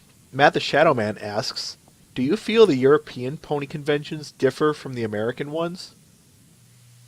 You mean that they're different? Are they different on a big scale? Yes. I'd say yes and no. Well, basically, of course, what it boils down to, they're still big, fun, and really sweet fan events. That's not changing no matter where you go. But once you start looking at the details, of course, there's different convention culture. Like I hinted at earlier, the whole issue with autograph sessions, like you want to have as many people as possible get a shot at getting an autograph and such and such. We have different priorities, I noticed. Like in Germany, autographs don't tend to cost anything. And if they do, it's just a really small amount. So it's just a different culture. I saw that lots of the conventions in the US pay for the guests of honor to come by giving them high autograph fees that they earn themselves, which is completely fine. I'm not attacking that kind of thing because it really works. It means these conventions get lots of guests that they otherwise could not afford. But for us and I think for European cons in general, it just wouldn't work really well. I know at BwB they charged as well, and that was okay. But I would think, especially in Germany, it wouldn't work as well. We are going to introduce an autograph fee at GalaCon, but not to say, oh, we want to put all this money into our pockets. Like I said earlier, I can't stress it enough. GalaCon does not make a single dime of money. Any money that's left over after paying all the bills from that year's events, we invest that in the next year. Or if at some year we then say, GalaCon was good and all, but we want to move on, then we're going to donate it to Bronies for Good, every single penny. Sure. Nothing is going to stay with us. So introducing an autograph fee has more organizatorial purposes than financial purposes. In the US, it's to make sure that these guests can actually attend. For us, it's more to satisfy the agents, the voice actors especially, and to make sure that we can manage workload for these autograph sessions more. Because the problem is when you make them free, and that's an effect people don't use intentionally in a mean-spirited way, but it still happens. When you make these autograph sessions free, and of course everyone lots of people queue up, and you can't guarantee all of them getting an autograph with unlimited time. So the problem is, if you make the autographs free, people think, oh, since they're free, I can ask the guests of honor for an autograph at any point because, hey, it's free, right? Mm-hmm. So that's heavily means. That's something that we really don't want. That means that the guests can basically be asked about autographs no matter where they go. And because, for Peter New and Andrea Liebman, it was the first time they were at a European Pony Convention, there was lots of demand for them. And that's totally fine. But they couldn't enjoy the con much. They couldn't walk around much because every corner people asked them for autographs because, it was free. So they couldn't say no as easily. That's an effect people don't tend to think about, but it makes sense. And so we're going to introduce a fee just to make sure people understand autographs are for the autograph session, not outside of it. Just so we can make sure our guests can actually enjoy the con, because to us that's really important. The guests of honor are not a commodity. They're not like a product. We wanted them to actually feel like guests of honor. So autographs are great and all, but we don't want them to be stressed because they think, oh, I can't go out there. People are going to ask me for autographs and I'm just so tired. We don't want that to happen. So, for instance, that's a thing we have to think about, but less in the monetary sense, like they would in the US, and more in the atmospherical sense, if that works, if it makes any kind of logical sense. So I think the differences come from these details, like different convention cultures that have different goals. Like in the US, they make sure that you get lots of different guests and big variety, which is great. We rather go for a bit less and focus on the quality of their experience, if that makes any sense. That kind of thing. It differs. It differs in the sense that we have different cultures and atmospheres and goals in mind, yes. But at the end of the day, I would recommend any convention that's well run, where I would say the people know what they're doing. You should just check out for yourselves what you prefer. It really boils down to taste. Okay. But either BronyCon or GalaCon are great experiences, I would say. I mean, I've been at BronyCon myself, and would be kind of a hypocrite if I said, nah, it's not that good. No, it's great. If you like how they do things, go for it. By the way, Matt says he enjoys your enthusiasm. Thanks a lot. I think that's extremely important. I run on passion for these things. Like I said, I'm not paid. I'm paid in experiences and fun and things that make me smile, that teach me new things. That's my payment. And as happy as it is, it's a passion. It really is. And so the enthusiasm, I think, just comes naturally.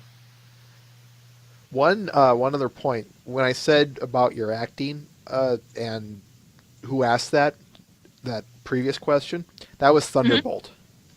Mm-hmm. Thank you. Let's see. I'm going to go a little bit further down here. Get some of the later questions. Thunderbolt asks, which member of the main six do you relate to the most? Definitely Applejack. Like I said earlier briefly, she's my favorite pony. My second favorite character.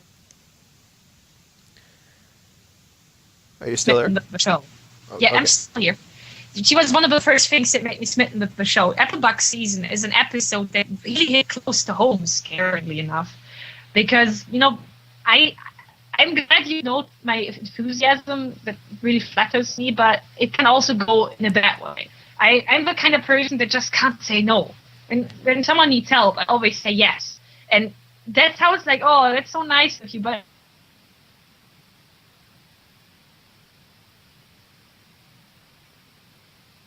Hello? Yep, there it is. Let me...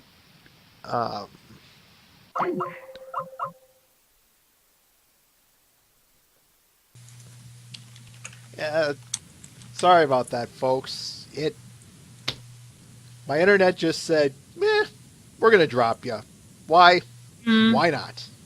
it happens. It's less like I said earlier. There's always bound to go something wrong. So I suppose it could have been my influence from convention things. If so, I apologize. But yes, the question was the pony I relate to the most. Mm-hmm. And yes, that's Applejack. That's one of the reasons why I fell in love with the show early on when I started watching it, was Applebuck season, which is an episode that really scaringly resonated with me. And in a way I didn't expect from freaking My Little Pony. I still had lots of hang-ups about My Little Pony when I started watching it. I was really not friendly about it. I regret that today. Today I'm more open-minded. But I didn't expect that sort of lesson that would hit so close to home for me. Because, you see Applejack overworking herself, and I'm that kind of person. You might think, oh, that's so nice. She says yes to everything. She wants to help all the time. But it's actually really not smart. It's really dangerous. Exactly. Because, you see how in Applebuck season, Applejack overworks herself to the point of endangering her own health and not getting her work done right.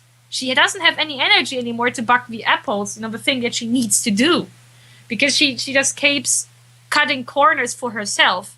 And that means, in the end, she can't do anything proper that she needs to do. So that's something I'm still working on, not overworking myself, not exhausting myself, not overextending myself. It still happens, and I definitely recognize it better. But I always try to think back to Applebuck season and think, hey, if this pony, this freaking cartoon pony can learn this, you can too at some point. And Applejack in general just pleases me as a character. You know, she doesn't get a lot of spotlight, but she's an important backbone. That's the kind of person that I want to be. I don't want to necessarily be the loudest, but I want to be the backbone that, that ties things together. It's just, Thank you. That, oh, what, why? I like that term. She's the backbone of it. Yes. Carry I think on. that's really important because, her honesty and her insight and, her can-do attitude is something that, she doesn't always say the things people want to hear, but she says things she genuinely believes in, even if they're not always right. But she genuinely thinks, this furthers the group. She's a pretty selfless person. And, to the point of overdoing it, as I said, which is something I need to learn as well. But she's the kind of person I strive to be, hardworking and dedicated to what she does and always as honest as possible. And I think those are really good traits. So I think in both the good and the bad ways, I try and can relate to Applejack. This next question comes from Venher. And actually, we'll kind of branch off on some stuff here. What do you have to say on strategy games? Some examples would be Age of Empires, Civilization, or StarCraft. Oh, I like strategy games. I'm not the best at them. I fully recognize that because I often don't have the patience to fully optimize everything I do. But on this average level, I really, really enjoy them. Because, like I said, I know at some point when you get really serious about strategy games, a lot is about optimizing your moves. No matter if it's turn-based or real-time. At some point you get to that ceiling where you have to optimize everything you do, like your production lines and such. I don't do that. So in competitive situations, you could basically whoop my ass, I'm pretty sure. But I don't really care because I just really enjoy the whole thing about making decisions. Making decisions like, which units do I produce? From which angle do I attack the enemy? How do I go about this? That's something I really like. Making these decisions about my economy, my forces, that kind of thing. So I play some Civilization 5. I really like that, especially with the expansions they made. They're really smart and improving the whole game a lot, especially in the whole decision making part. I play Age of Empires 2 still sometimes, the HD remake they put on Steam. I'm not that great at it, but I still really enjoy it. And what else?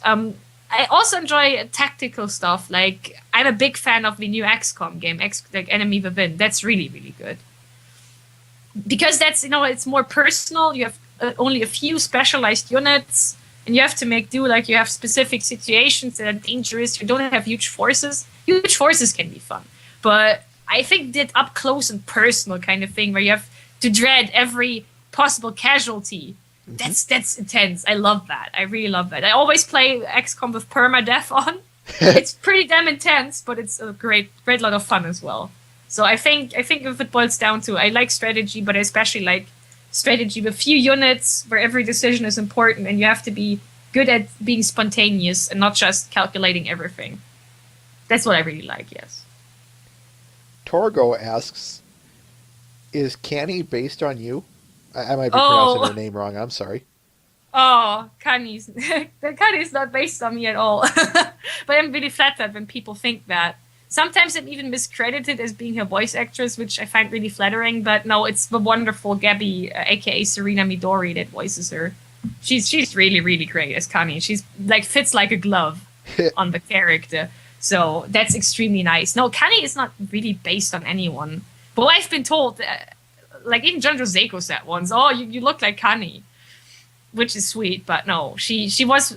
We commissioned her from an artist called Kiyoshi as our mascot from the get-go. So it was entirely his idea to design her that way. We wanted a pony that looked like something that could potentially be on the show.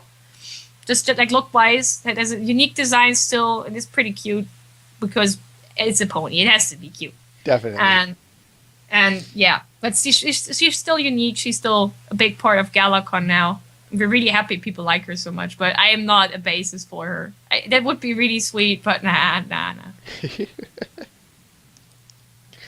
Oh, which one do I want to ask? Oh, Consulin asks, Will there be tickets for GalaCon that include hotel rooms, and what would their price range be? Ooh, not tickets that include them, no. But we're currently trying to look into deals with hotels to, get discounts and such. But we can't promise anything on that. Of course, a lot of it depends on what the hotels do. If they say yes, then we do it. If they say no, well, tough luck. We have to deal with it, I'm afraid. But no, there's not going to be tickets that include it. We only did that the first year because that was when the convention was in a hostel directly. So we just could comp the rooms. It wasn't a hostel, so it made sense. But no, we since there's now lots of different hotels available in the area, both in Stuttgart and Ludwigsburg itself closely. It wouldn't really be feasible, I'm afraid. So I have to say no to that, but maybe we can at least work out deals and reservations for rooms. That's still something that we're trying. So keep your eyes out for that, yes. But I have to say no to the whole combination of tickets directly with hotel rooms. That sounds okay. We have, where was it? Oh, here it is. Matt the Shadow Man asks, have you attended, I'm going to kind of reword his question a little bit. Have you attended conventions other than pony-related conventions? And if so, how would you say they differ, both good and bad, from pony conventions? I've only been to a few. I've been to furry conventions a few, and I've been to an anime convention. A small one, though. Those are all much smaller events. I haven't been to Eurofurence, for instance, which is a really big, 1,000+ people convention in Germany. I haven't been to that, so I can't really compare in terms of size.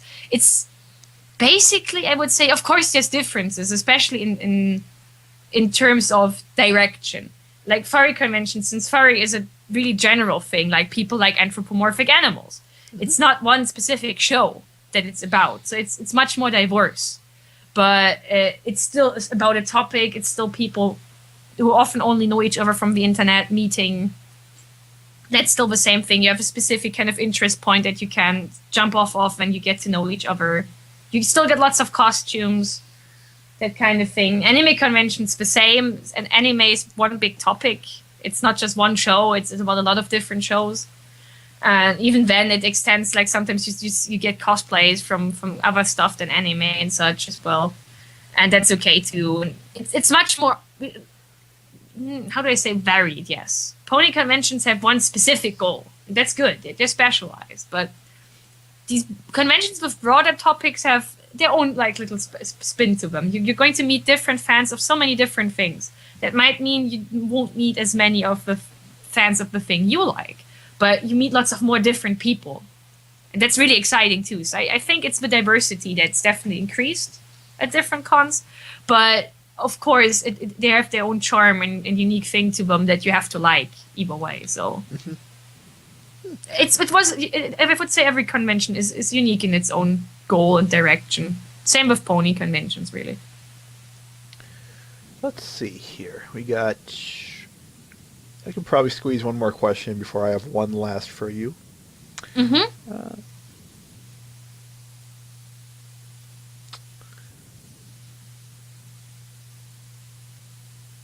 Thunderbolt asks, do you think the CMC will ever get their cutie marks? Yes. I'm absolutely convinced of that.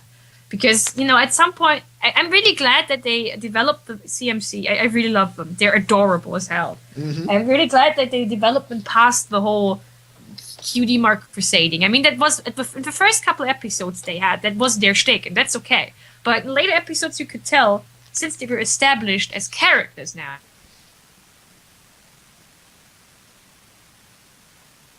like Sleepless in Ponyville. It's just hello? really nice. But yeah, I still hear you. Skype, I still hear you just fine. Skype derped on us there. I still hear you fine. Okay, good. What I was saying is that the Cutie Mark Crusaders were developed as proper characters after a certain point. It didn't just have to be about the cutie marks all the time. Mm-hmm. So I really think they started to bloom as characters. And I think at some point they want to advance these characters, same as they do with the main six. So I'm thinking, yes, in a later point of the show, I think they're going to get their cutie marks, and because they're not reliant on the cutie mark crusading to be good characters. They'll stay friends. It might be a new challenge for them. Like, oh, I could imagine an episode where one of them gets their cutie mark before the others, stuff like that, and it puts a challenge on their friendship. They're like, oh, they try not to be jealous, but they are, and that kind of thing. That would be really interesting to me. Because it shows that, their personalities on their own now. It's not just, oh, we want our cutie marks. We do more stuff than that. Like, Flight to the Finish really showed that. Mm-hmm. That they have their own challenges as personalities. And I think they could really showcase that with an episode where they do get their cutie marks. So I'm thinking, yes. From a writing perspective, it would make sense to do it at some point. I mean, besides, wouldn't it be kind of sad to have a show end and they never got their cutie marks? Yes. I feel that would kind of cheapen all their efforts. At some point, you just want to see them win. At some point, they've told all the stories that they could about the cutie marks. At some point, you just have to follow through with it. So I'm really thinking they'll do it. I don't know when, but I'm thinking it'll happen. As long as, yeah, I have to agree with you on that. As long as they don't give us this wasted potential stuff. Yeah, exactly. All right, I have 2 really quick questions left. I'm all ears. That guy asks, do you regularly meet up with a group of other fans of MLP? I used to. I need to get back into it. There's like regular meetups where I live in northern Germany here in Hamburg, but I haven't been because I'm not the greatest at socializing sometimes. I get so caught up in my work and there's so many things on my mind that I don't always have the energy to go out and do meetups all the time. But I enjoy doing them when I do, so I definitely have to do it again. Next weekend, I think, yeah, there's the next Hamburg meetup, so I might as well have to go. I'm really thinking about it. I haven't been there in over a year. I feel so bad. Because it was a really good time every single time I've been there. But, like I said, sometimes socializing is a bit too straining, and sometimes I just forget, and it piles up. It just kind of piles up. And last question from the audience. Ciaran asks, can we get an e-hug? A what? An e-hug. Oh, of course. E-hugs for everyone. Consider yourself hugged. And I just have one last question for you. What are your future plans, both in and out of Pony? Oh, like I said, out of Pony, like I said, definitely learn some kind of legit job, in parentheses. Like I said, event management sounds like something I'd like to do. I've just started to organize more and more things, like meetups with friends. I've done these meetups every couple of months with a couple of European pony friends. You could say, yeah, that relates to the previous question. I kind of forgot it. I mean, we do that like every couple of months we meet. And I've just kind of started organizing those. Just because I feel naturally comfortable with it and other people think I do a good job. So I really want to make that a job because I can see myself doing that. But my dream seriously would be to get into some degree of acting. I know it's a crappy job. I know it's every actor, seriously, ask any actor about becoming actor. They will say, don't do it. It's because you have to be really serious about it. You can't just be like, oh, it's such a dreamy job. No, it's seriously not. The vast majority of people in it either do stuff on the side or have to work a lot and, just have to do roles that are not fun or have to just, go to 3 different studios every day. You can't get attached to any of these roles. You just work. It's work. And it's tough work because it's freelancer work. You have to keep making all these connections. You have to talk to people. You have to make demos, everything. It's stressful. So you have to be really serious about it. And I want to see how far I can get. How serious am I about it? I can't know before I've tried it. So I will try. But if it brings me anywhere, I don't know. I really don't know. I will try. And thanks to the internet, all this networking and getting your demos out there and such, it has gotten easier, but it's still a lot of work. And if it doesn't work out, I think I'll I'll be happy with event management and maybe do something else somewhere down later in my life. I'm still 22. I have lots of time left to think about that stuff. With ponies, oof, plans with ponies. I don't know. It's something I enjoy participating in. I'll continue doing that as long as it's fun to me. I don't want to stress out too much.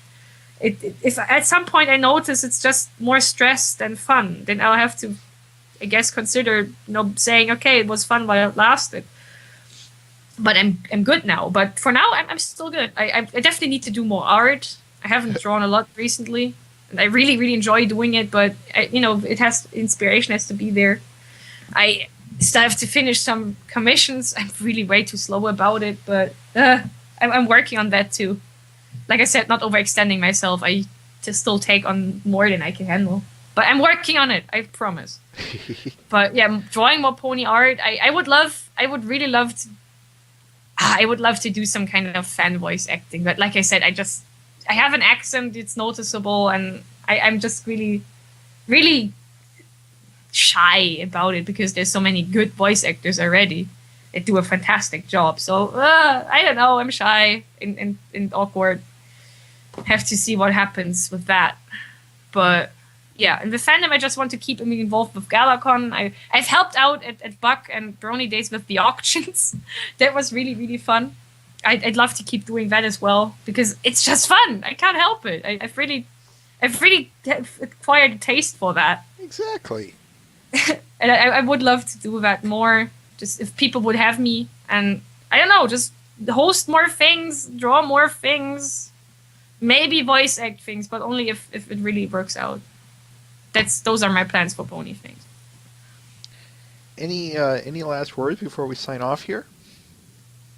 I would say before I came into this fandom, I wouldn't have imagined in myself in a million years to do all these things I'm doing now. Driving around, meeting people from all across the world, just standing on stages in front of 1,000 people, that kind of thing. So I would say you can't be great at everything. But every time people ask me, "Oh, how can you do these things? How can you draw that well? How can you host these things?" I say, like, I tried it someday and enjoyed myself. It's really hard when you see people do much better than you, and you someone draws a great pony and you draw a stick figure. You feel like an idiot. I understand. I totally do.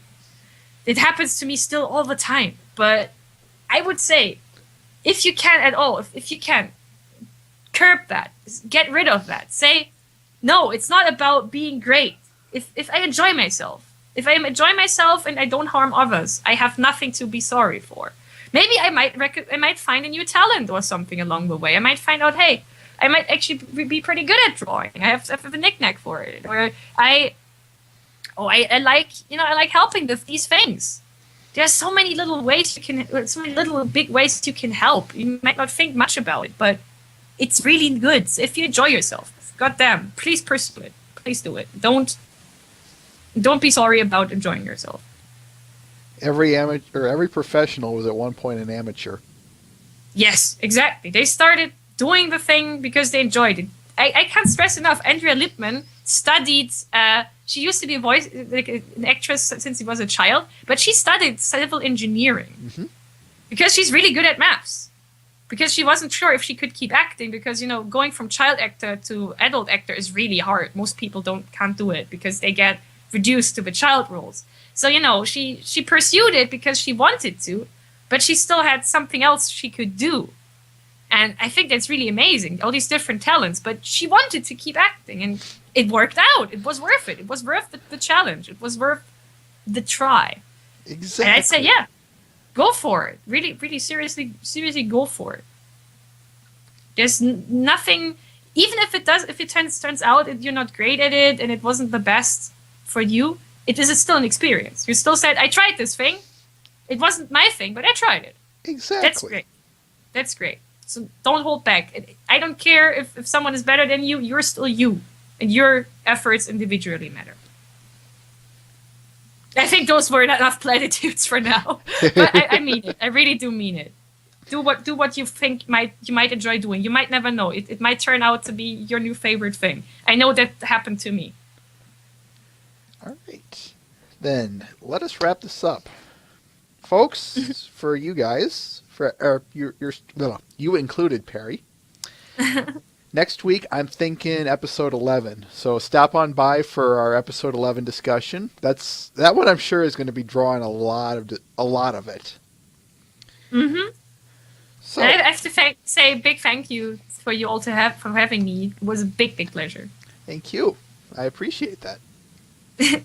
I'm honored. Thank you so much. All right. In the meantime, that's season 2, episode 11, folks. I should stress. In the meantime, for myself here, Everlasting Joy, my good coworkers, Mr. Ben and Twilight is Magic, we want to thank everyone for stopping by. And, of course, another big thank you to you, Perrydotto. Thank you. Until then, folks, farewell. Have a lovely day. Hold on for a moment. Stream has to die, so there's about 20 seconds of just silence.